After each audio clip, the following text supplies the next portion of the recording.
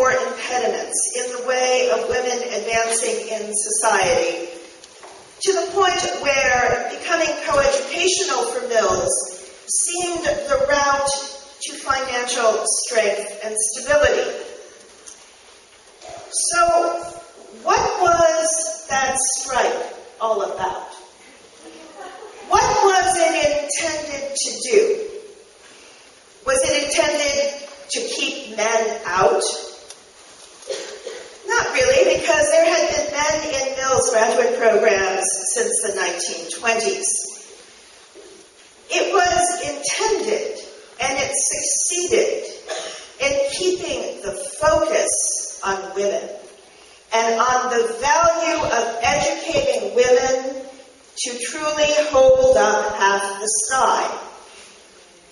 The flip side of the statistics from now and for millennia back is that women do 80% of the agricultural work in this world and only earn 20% of the money.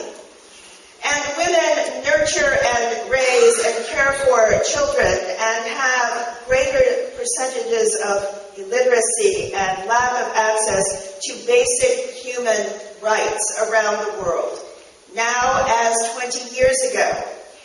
So to say that a college, Mills College, which has been in existence since 1852, focusing on cutting edge and academic success and social justice and the importance of connecting to human values and the development of human communities, to say that that was worth fighting for, and to say that that was worth contributing to and making stronger and more real, indeed, that was what our strike was all about.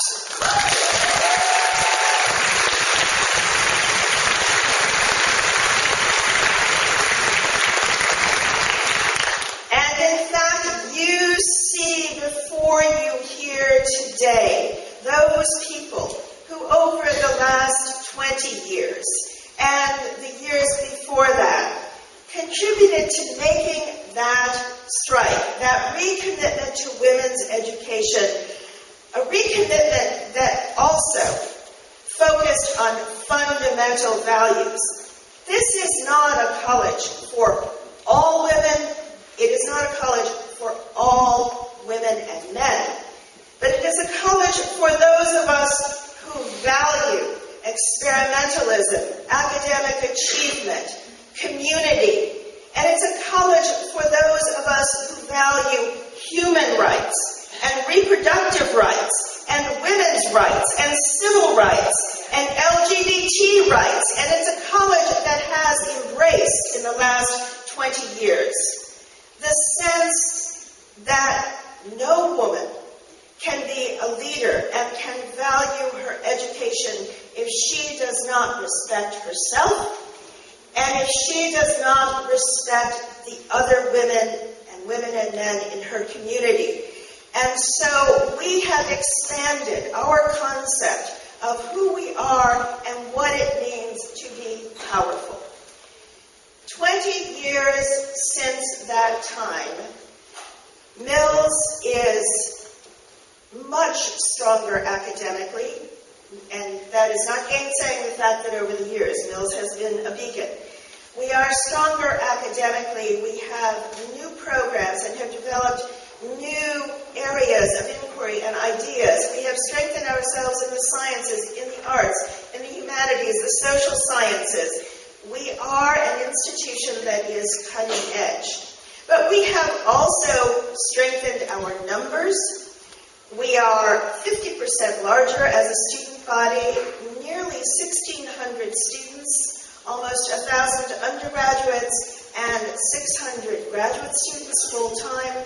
We are an institution that regularly blows the lid off in terms of our fundraising. Last year our goal was $15 million. We raised $20 million. We are an institution that is on the rise and being invested in because, and those investments are because we are committed to the best of women's leadership and education.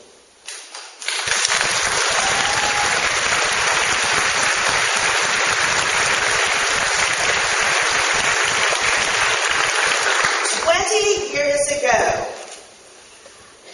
when I was early on as president, well, actually, I met Muffy Thorne. She was on the search committee.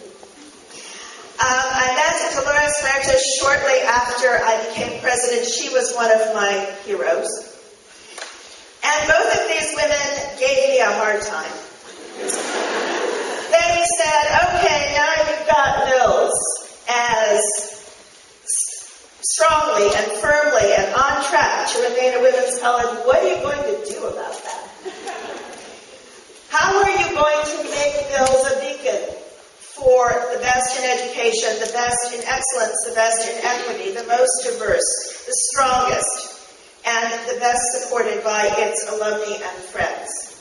And I said, hard work and a collaboration with our courageous faculty, and a collaboration with our courageous students and alumni, and we will make it happen. And so when I came to Mills, our student body was about 27% students of color. Today we are nearly 50%.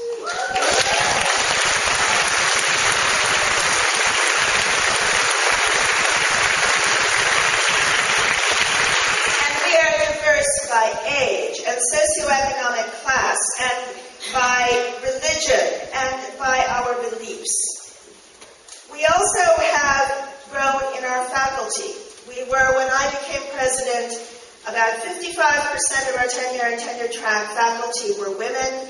Now 63% are women. This is a national standard. And about 3% of our faculty were persons of color, and now 26% of our faculty are persons of color.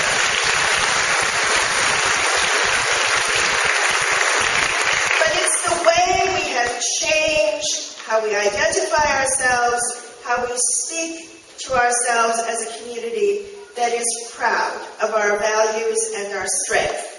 And it is that 61, 62, 63% of the class of 1960 that is supporting this college in their giving. It is the classes and the donors and those who care about the message that we are putting out there. Not just that women are powerful in our numbers, but powerful in what we can give back.